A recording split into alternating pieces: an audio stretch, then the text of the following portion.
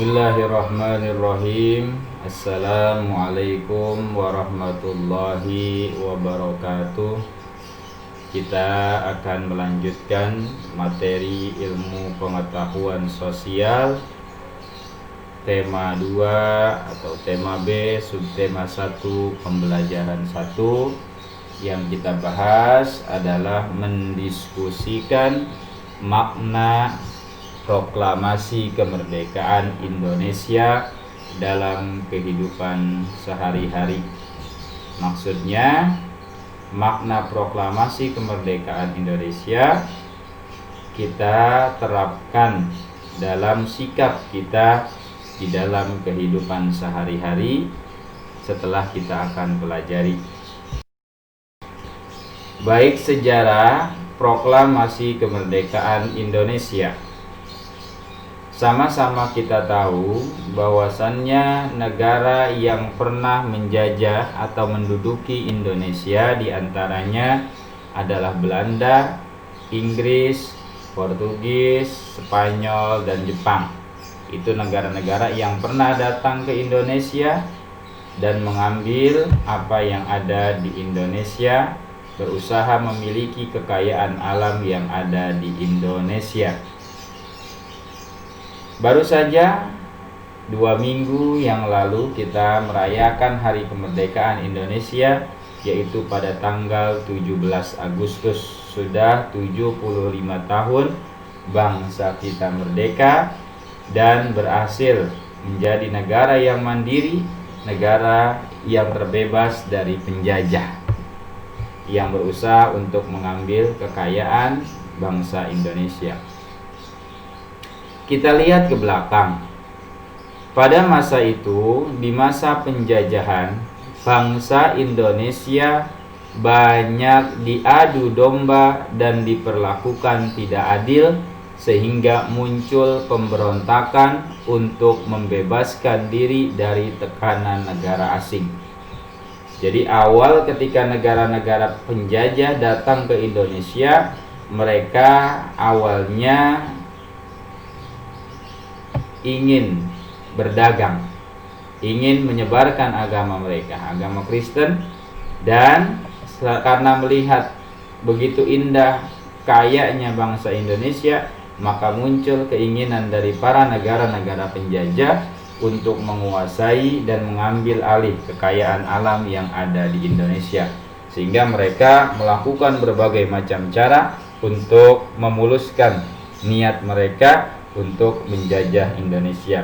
Di antaranya yang dilakukan para penjajah adalah mengadu domba dan memperlakukan masyarakat Indonesia secara tidak adil, yang puncaknya masyarakat merasa kecewa dan memiliki kemauan untuk melakukan pemberontakan atau perlawanan agar tidak lagi ditekan oleh negara asing dan terbebas dari penjajahan yang mereka lakukan kepada masyarakat yang ada di Indonesia.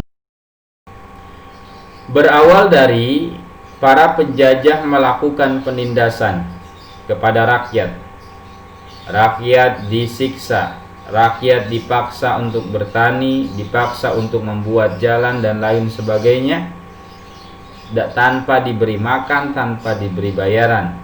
Atau dengan kata lain, bangsa kita saat itu mengalami penindasan oleh bangsa penjajah. Karena adanya penindasan, sehingga muncullah pemberontakan atau keinginan semangat untuk bebas. Muncul keinginan semangat untuk merdeka, sehingga untuk mencapai kemerdekaan, maka yang ketiga, para pejuang, para pahlawan berjuang untuk meraih kemerdekaan. Ada 2 fase perjuangan bangsa Indonesia. Yang pertama, fase sebelum Sumpah Pemuda atau Kongres Pemuda. Yang kedua, fase sesudah Sumpah Pemuda atau sesudah Kongres Pemuda. Yang pertama, fase sebelum Sumpah Pemuda. Saat sebelum peristiwa Sumpah Pemuda, masyarakat di daerah-daerah yang didatangi dan ditindas oleh para penjajah mengalami kekecewaan dan punya keinginan untuk melakukan perlawanan, tetapi selalu saja gagal untuk mengusir atau untuk meniadakan penindasan.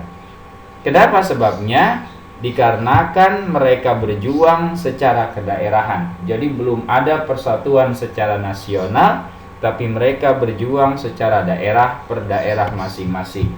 Contoh di Maluku, masyarakat Maluku saja yang berjuang. Kemudian di Aceh, masyarakat Aceh saja yang berjuang. Tidak adanya persatuan.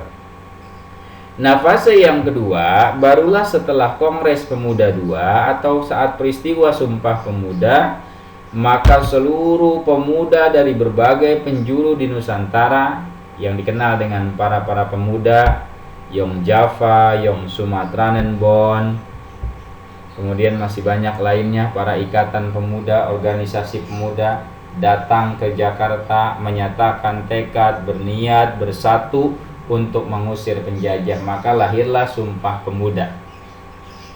Berbangsa satu, bangsa Indonesia, bertanah air satu, tanah air Indonesia, berbahasa satu, bahasa Indonesia. Nah, dengan satu tujuan yang sama, ingin mengusir penjajah dari bumi pertiwi, maka lahirlah semangat juang yang menggebu-gebu pada tanggal 28 Oktober 1928, sehingga semangat nasional para pemuda Indonesia, para pejuang dari berbagai daerah menginginkan kemerdekaan Indonesia dimulai setelah peristiwa Sumpah Pemuda, yang mana perjuangan tersebut, fase setelah Sumpah Pemuda bersifat nasional, persatuan secara menyeluruh dari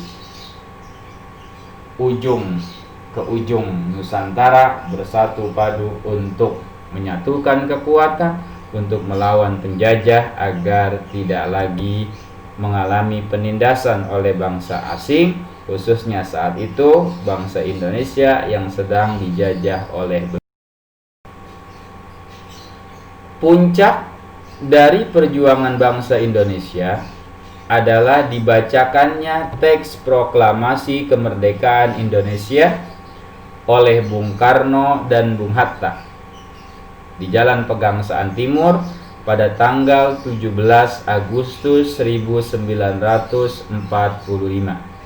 Jadi perjuangan yang berlangsung ratusan tahun, kurang lebih 3,5 abad bangsa kita dijajah, perjuangan selama puluhan ratusan tahun dari turun-temurun orang tua ke anak dan dilanjutkan terus-menerus hingga puncak dari perjuangan bangsa Indonesia agar menjadi negara yang merdeka adalah saat dibacakan teks proklamasi kemerdekaan Indonesia.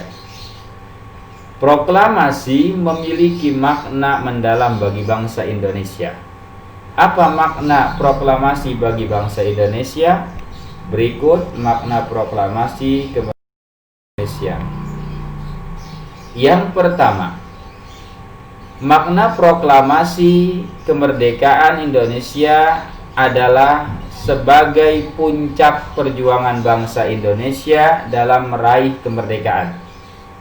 Tadi sudah saya jelaskan bahwasannya ratusan tahun bangsa Indonesia berjuang, puncaknya, finalnya adalah ketika proklamasi kemerdekaan Indonesia dibacakan. Itu menjadi puncak perjuangan, yang mana saat itu 17 Agustus 1945, setelah pada tanggal 6 Agustus ketika itu kita dijajah oleh Jepang, di mana kota Hiroshima dan Nagasaki dibom atom, diluluhlantahkan, maka tentara Jepang kembali ke negara mereka dan meninggalkan Indonesia, tinggal sedikit yang tinggal di sini. Maka saat itu masyarakat, para pejuang, para pahlawan mengambil alih Indonesia untuk menyatakan diri merdeka, dan tidak ada lagi kesempatan bagi penjajah untuk datang menginjakan kakinya di bumi tercinta. Makna proklamasi yang kedua adalah bukti bahwa Indonesia merupakan bangsa yang mandiri. para golongan muda menginginkan agar proklamasi kemerdekaan Indonesia tidak dicampuri oleh Jepang. Hal ini merupakan upaya untuk menunjukkan bahwa kemerdekaan Indonesia adalah hasil perjuangan bangsa, bukan hasil pemberian Jepang. Indonesia berusaha berdiri sendiri menjadi negara baru tanpa bantuan siapa-siapa. Ini menunjukkan bahwa Indonesia merupakan bangsa yang mandiri. Makna yang ketiga dari proklamasi kemerdekaan Indonesia menandai lahirnya bangsa Indonesia sebagai bangsa yang merdeka.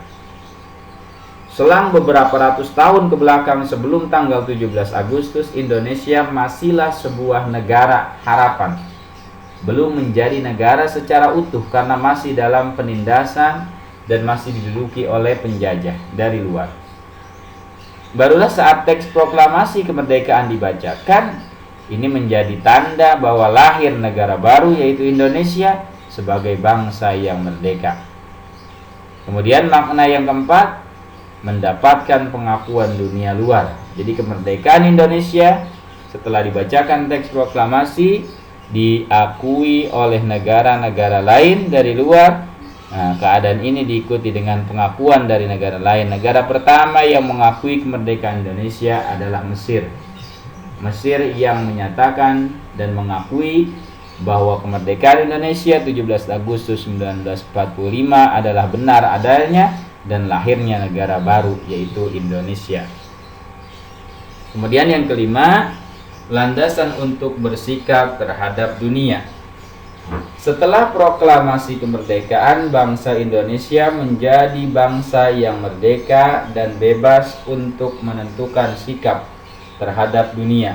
Indonesia juga berhak untuk ikut serta dalam organisasi negara-negara dunia di bawah naungan PBB, Perserikatan Bangsa-Bangsa.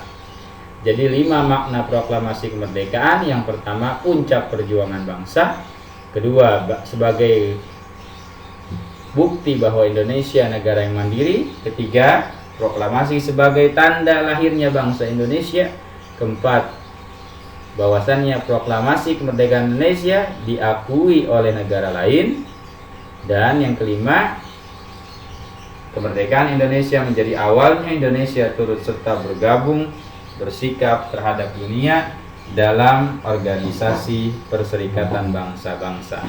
Itu makna dari proklamasi yang dibacakan oleh Presiden pertama yaitu Insinyur Soekarno. Kemudian kita lanjutkan pembelajaran kelima, yaitu menceritakan kegiatan memaknai proklamasi kemerdekaan Indonesia dalam kehidupan sehari-hari. Jadi proklamasi yang dibacakan oleh Bung Karno memiliki makna yang harus kita terapkan. Perjuangan para pahlawan kemerdekaan, mereka berjuang dengan mengorbankan harta hingga nyawanya sebagai masyarakat dari sebuah negara yang kini sudah merdeka. Maka kita punya kewajiban dapat memaknai proklamasi kemerdekaan dalam kehidupan sehari-hari. Satu contoh pertama, cara mewujudkan makna proklamasi di lingkungan keluarga. Senang membaca mengenai sejarah bangsa Indonesia dalam merebut kemerdekaan. Itu contoh kita memaknai, mengamalkan proklamasi, mengakui proklamasi kemerdekaan. Yang kedua, menjaga kerukunan antar anggota keluarga. Kita berusaha damai sebagaimana itu cita-cita bangsa, kemudian bekerja sama dalam melaksanakan berbagai kegiatan bersama keluarga. Itu contoh pengamalan makna proklamasi dalam kehidupan di lingkungan keluarga. Kemudian di lingkungan sekolah, yang pertama mengikuti upacara dengan tertib. Jadi orang yang tidak tertib saat upacara berarti dia adalah seorang anak yang tidak mampu menghargai, orang yang tidak mampu memaknai proklamasi atau kemerdekaan Indonesia. Jadi sikap seorang siswa di lingkungan sekolah sebagai bentuk wujud menghargai atau memaknai proklamasi kemerdekaan adalah mengikuti upacara bendera dengan tertib. Yang kedua, menyanyikan lagu Indonesia Raya saat upacara dengan lantang dan penuh kebanggaan. Bangga dengan kemerdekaan Indonesia berarti kita memaknai, menghargai proklamasi kemerdekaan Indonesia. Kemudian yang kita lakukan di lingkungan sekolah adalah dengan rajin belajar agar dapat berprestasi dan mengharumkan nama Indonesia. Yang keempat, mengunjungi Museum Proklamasi Kemerdekaan bersama teman sekolah, atau kita datang ke museum secara sendiri atau dengan keluarga. Itu bagian cara kita menghargai dan mengenang sejarah kemerdekaan Indonesia. Jadi inti daripada mewujudkan makna proklamasi adalah tingkah kita, kegiatan kita, atau perbuatan kita yang sesuai dengan nilai-nilai perjuangan para pahlawan untuk mencapai kemerdekaan Indonesia. Yang terakhir, di lingkungan masyarakat, yang kita lakukan dalam upaya menghargai, memaknai kemerdekaan Indonesia adalah saling menghormati dan menghargai. Bukan hanya dengan teman yang seagama atau yang kita kenal, bahkan kepada orang yang tidak seagama dan kita tidak kenal. Ketika mereka butuh bantuan, maka segera kita bantu sebagai bentuk perwujudan kita memaknai proklamasi kemerdekaan. Kemudian ikut bekerja sama dengan warga dalam mempersiapkan perayaan ulang tahun kemerdekaan, mempersiapkan untuk menyambut hari raya kemerdekaan Indonesia dengan sukacita dan dengan